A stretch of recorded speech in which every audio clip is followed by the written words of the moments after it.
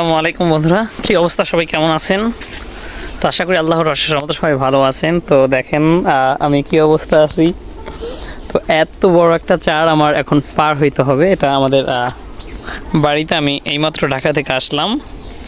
তো আমাদের ঢাকা থেকে আসার পরে আমাদের এই যে এই রাস্তা দিয়ে আসার প্রয়োজন হয়। এখান দিয়ে আমি ভ্যানে আইছি, গাছপালার কারণে বোঝা যাইতেছে না।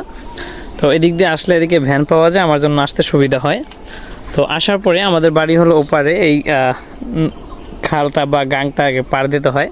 তো এই কারণে আমাদের এই চার দেখেন, চারের অবস্থাও ধ্বজা ভাঙ্গা, বাঁশ পুরান হয়ে গেছে।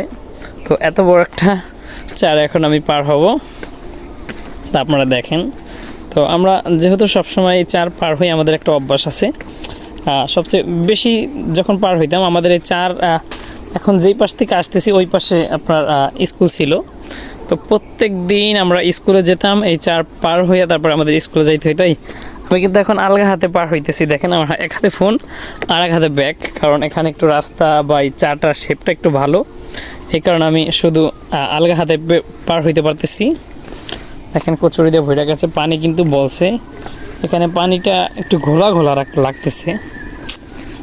এটা আমার মনে হয় ময়লার কারণে ঘোলা না, ঠিক পানির কালারটাই মনে সম্ভবত এরকমের। কারণ দুই গাঙ্গের মুখ যখন আমি দেখি তখন দুই দিক থেকে দুই কালারের। কারণ যদি ময়লা পানি হইতো তাহলে ওইটাও ময়লা হয়ে যেত। আবার দেখা যায় অনেকক্ষণ পানি রাইখা দিলে নিচে ময়লা জমে ওইরকম বেশি একটা না, বুঝছেন? তো দেখেন অনেকের কিন্তু এই ভিডিও দেখেই কিন্তু কাঁপাকাপি শুরু হয়ে যাবে। কারণ আমি জানি যারা চার পার হইতে না পারে তাদের চার দেখলেই ভয় লাগে।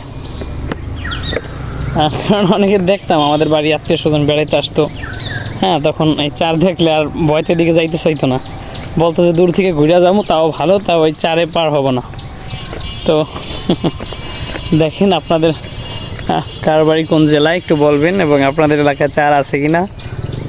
তো আপনাদের কেমন লাগে? আমার এখনও খুব ভালো লাগে চার দিয়ে যেতে।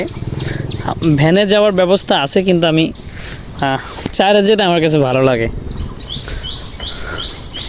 মাশাআল্লাহ, দেখেন এই যে প্রায় আমাদের এলাকার আশপাশে চলে আসছি। প্রচুর পরিমাণে গাছপালা, যেহেতু কয়েকদিন নাগাদ বৃষ্টি হইতেছে, গাছপালা পুরো সবুজ হয়ে গেছে, খুব ভালো লাগতেছে। ওয়েদারও প্রচুর ঠান্ডা। তো এদিকে একটু জঙ্গল টাইপের, আমি সামনে যাইতেছি, তখন ফ্রেশ পাওয়া যাবে।